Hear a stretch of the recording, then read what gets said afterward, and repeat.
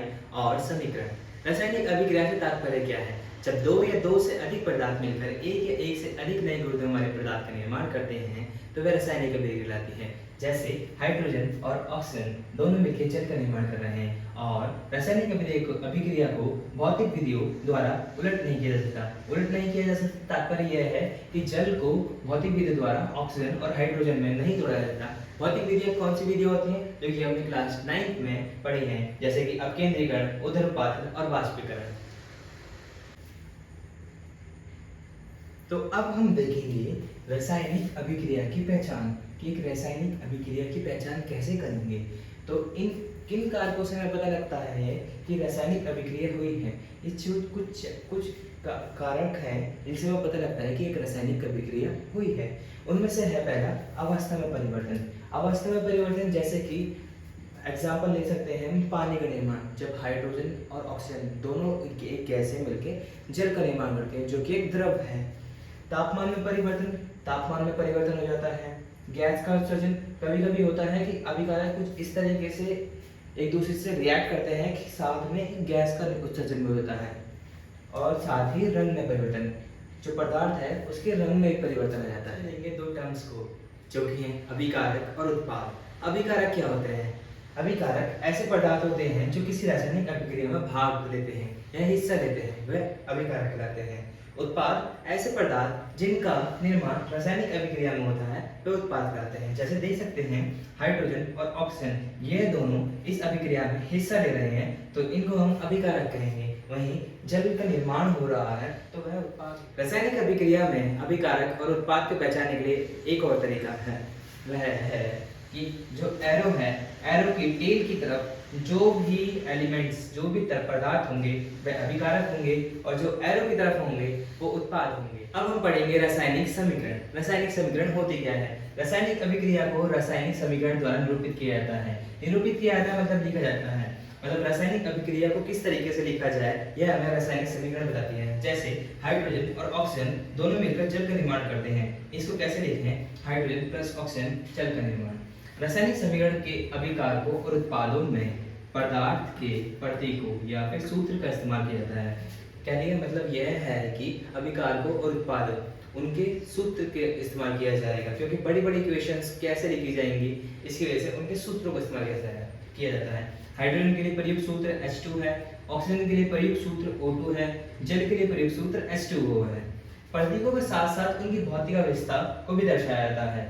भौतिक अवस्था से तात्पर्य है फिजिकल स्टेट, मतलब वह अभिक्रिया के अंदर किस रूप में मौजूद हैं वह दर्शाया जाता है। अगर वह ठोस है मतलब सॉलिड है तो S के रूप में, द्रव के रूप में मौजूद है तो L लिक्विड, गैस के रूप में मौजूद है G एक्वस। ये एक और होता है जिसका जलीय विलीन, जिससे मतलब है कि दूसरे पदार्थ के मुकाबले उस सॉल्यूशन या विलीन के अंदर जल की मात्रा ज्यादा। अब हम देखेंगे कि रासायनिक समीकरण को संतुलित करना क्यों आवश्यक है। ये हमारी क्लास 9 का एक रूल है, नियम है, जो कि है क्या, कौन सा नियम है? वो है द्रव्यमान संरक्षण का नियम। यह नियम क्या कहता है कि किसी भी रासायनिक अभिक्रिया में ना ही द्रव्यमान का निर्माण होगा ना ही विनाश होगा। द्रव्यमान से मतलब है कि मास, मतलब कि वेट, ना ही किसी चीज का निर्माण, किसी भी परमाणु का निर्माण होगा ना ही विनाश होगा।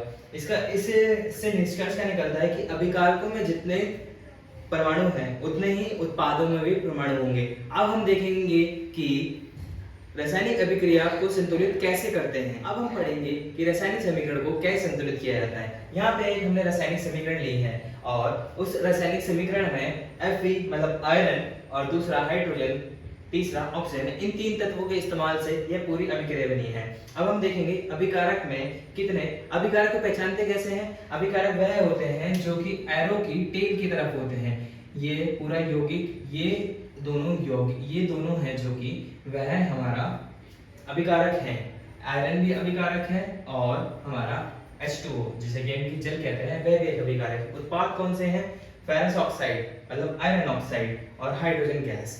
ठीक है, अब हम आगे देखते हैं। अब हम देखते हैं अभिकारक में परमाणु की संख्या कितनी है, Fe मतलब आयरन की परमाणु की संख्या कितनी है, एक है। वहीं पे अगर हम देखें उत्पाद में परमाणु की संख्या कितनी है, यहाँ पे 3 है, क्योंकि Fe क्या आप देखिए क्या लिखा है 3, तो यहाँ पे 3 है। दोनों तरफ बराबर करने के लिए हम क्या करेंगे, अभिकारक में 3 से गुणा कर देंगे, 3 से गुणा कर दी तो ये तीनों 3 बराबर हो गए, बट वहां पे कर दी। इसके साथ साथ हमें यहाँ पर भी उसे दर्शाना होगा, उसे दर्शाने के लिए हम यहाँ पर 3 लगा देंगे।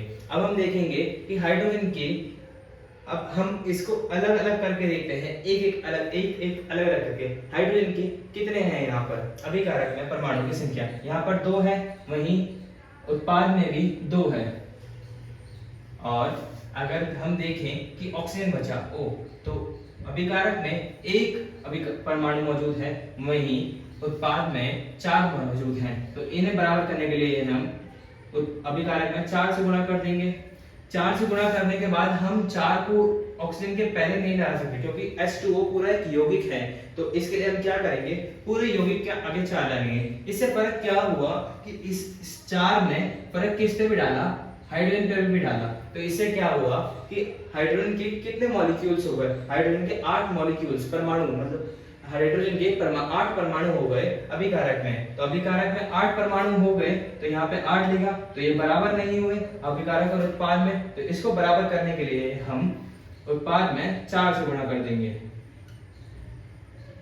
तो इस तरीके से हमारा यह इक्वेशन बैलेंस हो गई। आइए एक और देखते हैं, जैसे कि मैग्नीशियम जो कि होता है Mg और ऑक्सीजन O2 लिया, तो ये बना हमारा MgO मैग्नीशियम ऑक्साइड। तो अब हम देखेंगे कि यहाँ पर मैग्नीशियम कितने हैं।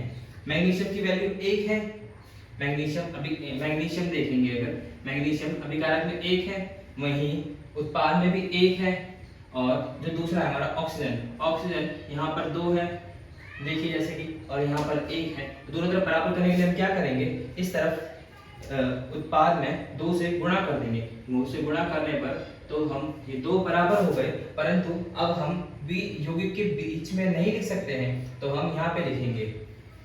तो इससे फर्क क्या पड़ा, इससे मैग्नीशियम पे फर्क पड़ा, तो इससे हम अब यहाँ पर उत्पाद में भी 2 हो गए, तो इससे हम क्या करेंगे, अभिकारक में भी 2 करने के लिए यहाँ पे 2 करेंगे, तो ये ऐसे बैलेंस हो गई। एक और अभिक्रिया देखते हैं, जैसे H2 हाइड्रोजन और O2 ऑक्सीजन दोनों मिलकर जल का निर्माण करते हैं। यहाँ देखिए हाइड्रोजन के 2 मॉलिक्यूल्स, ऑक्सीजन के 2 मॉलिक्यूल्स, दोनों ने मिलकर जल का निर्माण करा। यहाँ 2 हाइड्रोजन के तो मौजूद हो गए, बट ऑक्सीजन के 2 नहीं थे, तो इसके लिए यहाँ पे हमने 2 से गुणा करी, तो ये ऑक्सीजन के तो बराबर हो गए, बट हाइड्रोजन के 4 हो गए, तो यहाँ पे हमने 4 2 से मल्टीप्लाई कर दी। इस तरीके से हम रासायनिक समीकरण को बैलेंस कर सकते हैं, मतलब चैप्टर के आगे हम और भी समीकरण देखेंगे जिन्हें हम संतुलित करेंगे। रासायनिक अभिक्रिया के प्रकार, रासायनिक अभिक्रिया के प्रकार में सबसे पहला है संयोजन अभिक्रिया। संयोजन अभिक्रिया होती क्या है, इस अभिक्रिया में 2 या 2 से अधिक, इस अभिक्रिया में 2 या 2 से अधिक अभिकारक मिलकर एक उत्पाद बनाते हैं, और 2 अभिकारक मिलकर एक उत्पाद बनाते हैं। पर एग्जाम्पल के रूप में देखते हैं, जैसे कि A और B दोनों मिलेंगे, 2 अभिकारक मिलकर एक उत्पाद बना है C। उदाहरण में देखते हैं, जैसे कोयले का दहन, कोयला जैसे कि हम देख सकते हैं, कार्बन जो कि एक सॉलिड है, जब भी किसी चीज का दहन किया जाता है तो उसे ऑक्सीजन के प्रेजेंस में रखा जाता है, तो इसकी वजह से O2 गैस ऑक्सीजन के प्रेजेंस में रखा, तो इन दोनों का रिएक्शन ने बनाया कार्बन डाइऑक्साइड गैस। वहीं अगर देखें जल का निर्माण, जल के निर्माण में हमें क्या जरूरत है, हाइड्रोजन गैस की और ऑक्सीजन गैस की, दोनों ने मिलकर पानी का निर्माण किया H2O, जो कि एक लिक्विड है। यहाँ पे अगर हम देखेंगे जो हमारी अभिक्रिया है वह संतुलित नहीं है, तो इसे संतुलित करने के लिए क्या करेंगे, तो पहले हम देखेंगे हाइड्रोजन के अभिकारक में हाइड्रोजन के अभिकारक में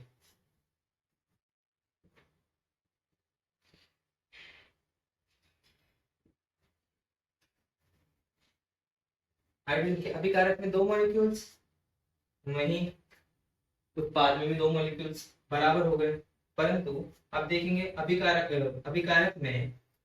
में ऑक्सीजन के भी 2 मॉलिक्यूल्स, परंतु वहां पर 1 है, तो दोनों तरफ बराबर करने के लिए यहाँ पे हमने 2 से गुणा करी, तो यहाँ से 2 से गुणा करी, तो ये 2 बराबर हो गए।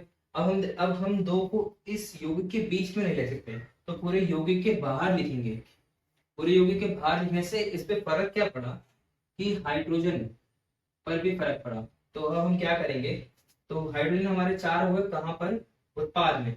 हाइड्रोजन हमारे 4 हो गए, तो इसको बराबर करने के लिए हम हाइड्रोजन में अभिकारक में 2 से गुणा करेंगे, 2 गुणा 2 4, तो हम यहाँ पे 2 लिखेंगे। तो हम रासायनिक अभिक्रिया में दूसरा प्रकार होता कौन सा है, दूसरा प्रकार आता है वियोजन अभिक्रिया। इस अभिक्रिया में एक अभिकारक इस अभिक्रिया में एक अभिकारक टूटकर 2 या 2 से अधिक उत्पाद में बदल जाए तो उसे वियोजन अभिक्रिया कहते हैं। फॉर एग्जाम्पल रूप में देखते हैं, जैसे एक अभिकारक है हमारे पास, ठीक है, वो 2 या 2 से अधिक अभिकारक में टूट जाए तो उसे हम वियोजन अभिक्रिया कहते हैं। अब ये टूट जाए, ये टूट कर 2 अभिकारक में बढ़ जाए, ये कैसे टूटेगा, ये इसके लिए 3 तरीके हैं। पहला है ऊष्मीय वियोजन, दूसरा है प्रकाशीय वियोजन, तीसरा है। तो अब हम पढ़ेंगे ऊष्मीय वियोजन, प्रकाशीय वियोजन और वैद्युत वियोजन, जो कि तीनों एग्जाम्पल थे वियोजन अभिक्रिया के। तो सबसे पहले हम देखते हैं कि ऊष्मीय वियोजन होता क्या है। जब अभिकारक को ऊष्मा यानी गर्मी द्वारा तोड़ा जाता है, हमने देखा था वियोजन अभिक्रिया क्या होती है कि एक अभिकारक को 2 या 2 से अधिक ज़्यादा उत्पादों में तोड़ा जाता है। तो ऊष्मीय वियोजन क्या होगा, ऊष्मीय वियोजन जब होगा जब एक अभिकारक को ऊष्मा के द्वारा 2 या 2 से अधिक उत्पादों में तोड़ा जाएगा। जैसे हम यहाँ पे देखेंगे, लिखा है हमारा Ca कैल्शियम कार्बोनेट, इसे हम किसके द्वारा तोड़ रहे हैं, ऊष्मा के द्वारा तोड़ रहे हैं। तो किस में बदल रहा है, कैल्शियम ऑक्साइड और कार्बन डाइऑक्साइड गैस। दूसरा देखते हैं प्रकाशीय वियोजन। प्रकाशीय वियोजन मतलब कि सूर्य के प्रकाश, मतलब सनलाइट की जो रेज होती है, सनलाइट होती है जो, उनकी सूर्य की प्रकाश की स्थिति में होने वाला वियोजन, उसे हम क्या कहते हैं, प्रकाशीय वियोजन। तो इसका एग्जांपल है AgCl मतलब सिल्वर क्लोराइड को जब हम प्रकाश मतलब कि सनलाइट, लिखेंगे हम सनलाइट की प्रेजेंस में तोड़ते हैं तो ये Ag और Cl2 में टूट जाता है, मतलब सिल्वर और क्लोराइड में। वैद्युत वियोजन देखते हैं। वैद्युत वियोजन मतलब वैद्युत से मतलब होता है हमारा बिजली। जब वैद्युत धारा मतलब कि करंट फ्लो करा जाता है तब कोई अभिक्रिया टूट जाती है, मतलब तो उसे हम क्या कहते हैं, वैद्युत वियोजन कहते हैं। यहाँ पे एग्जांपल भी रखा है वाटर H2O, जब हम उसके पानी के बीच में एक वैद्युत धारा चलाते हैं तो हाइड्रोजन गैस और ऑक्सीजन गैस में टूट जाता है। जो ये वाली अभिक्रिया थी प्रकाशीय वियोजन, इस अभिक्रिया का इस्तेमाल श्याम शेड में ब्लैक एंड व्हाइट फोटोग्राफी में भी किया जाता है। अब हम देखेंगे कि ये जो अभिक्रिया है वो बैलेंस नहीं है। कैसे कह सकते हैं, क्योंकि जो हमारा, अब हम बिना टेबल को बनाए इसको करके देखेंगे। तो हम देखेंगे कि उत्पाद में क्लोरीन की मात्रा 2 है, वहीं अभिकारक में क्लोरीन की मात्रा 1 है, क्लोरीन के परमाणु 1 है।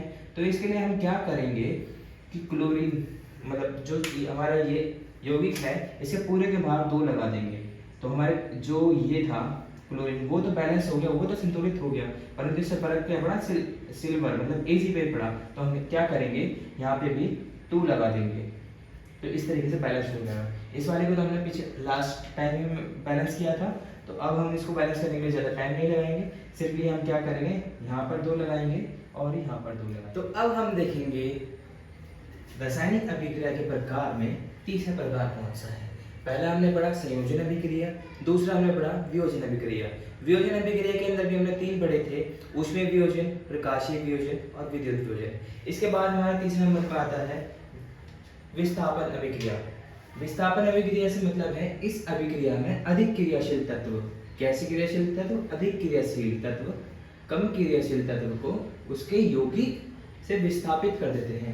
इसको समझने के लिए हम कह सकते हैं, आपको ये समझ नहीं आ रहा होगा अभी कि अधिक क्रियाशील तत्व और कम क्रियाशील तत्व कैसे हैं, कौन से होते हैं। तो अभी आपकी स्क्रीन पर एक पिक्चर आ रही होगी